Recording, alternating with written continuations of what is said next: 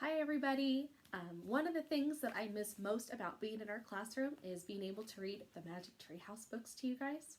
We've already read book 1 about the dinosaurs and book 2 about the knights in shining armor. And we were just about to read chapter 3, and I think I was able to read like 2 chapters in class before all of this happened.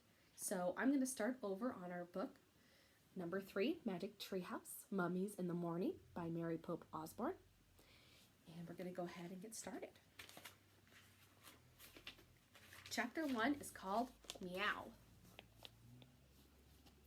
So there's Jack and Annie down here, and here's the treehouse full of books. We still don't know who that treehouse belongs to.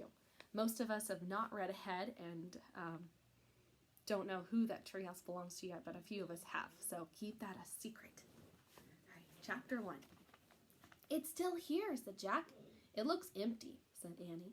Jack and his 7-year-old sister gazed up at a very tall oak tree. At the top of the tree was a treehouse.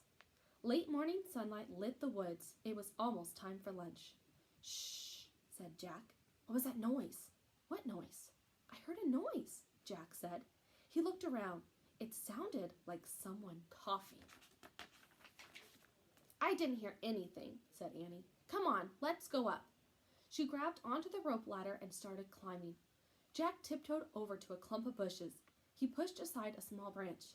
Hello, he said. Anybody there? There was no answer. Come on, Annie called down. The treehouse looks the same as it did yesterday. Jack still felt that someone was nearby. Could it be the person who put all the books in the treehouse? Jack! Jack gazed over the top of the bushes. Was the mysterious person watching him now? The person whose name began with M? Maybe M wanted the gold medallion back, the one Jack had found on their dinosaur adventure. Maybe M wanted the leather bookmark back, the one from the castle book. There was an M on the medallion and an M on the bookmark, but what did M stand for? Tomorrow I'll bring everything back, Jack said loudly. A breeze swept through the woods. The leaves rattled. Come on, called Annie. Jack went back to the big oak tree. He grabbed onto the rope ladder and climbed up. At the top, he crawled through a hole in the wooden floor. He tossed down his backpack and pushed his glasses into place. Which book is it going to be today? Said Annie. She was looking at the books scattered around the treehouse. Annie picked up the book about castles. Hey, this isn't wet anymore, she said.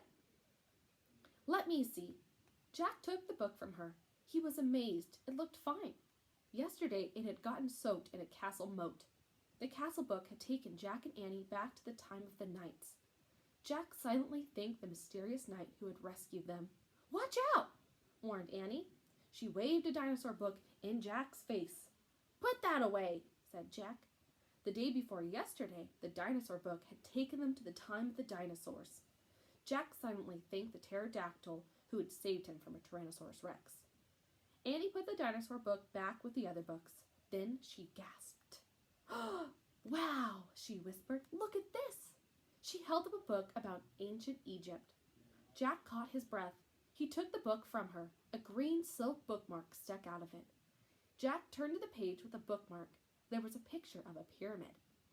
Going toward the pyramid was a long parade. 4 huge cows with horns were pulling a sled. On the sled was a long gold box. Many Egyptians were walking behind the sled. At the end of the parade was a sleek black cat. Let's go there, whispered Annie. Now. Wait, said Jack. He wanted to study the book a bit more. Pyramids, Jack, said Annie. You love pyramids. It was true. Pyramids were high on his list of favorite things. After knights, but before dinosaurs. Way before dinosaurs. He didn't have to worry about being eaten by a pyramid. Okay, he said, behold the Pennsylvania book, in case you want to come right back here. Annie found the book with a picture of their hometown in it, Frog Creek, Pennsylvania. Then Jack pointed to the pyramid picture in the Egypt book. He cleared his throat and said, I wish we could go to this place. Meow. What was that? Jack looked out the treehouse window. A black cat was perched on a branch right outside the window. The cat was staring at Jack and Annie. there's the cat, and there's the book with the pyramids, and the long parade with the sled on it, pulled by the cows with the horns. It was the strangest cat Jack had ever seen. He was very sleek and dark, with bright yellow eyes and a wide gold collar. "It's the cat in the Egypt book," whispered Annie.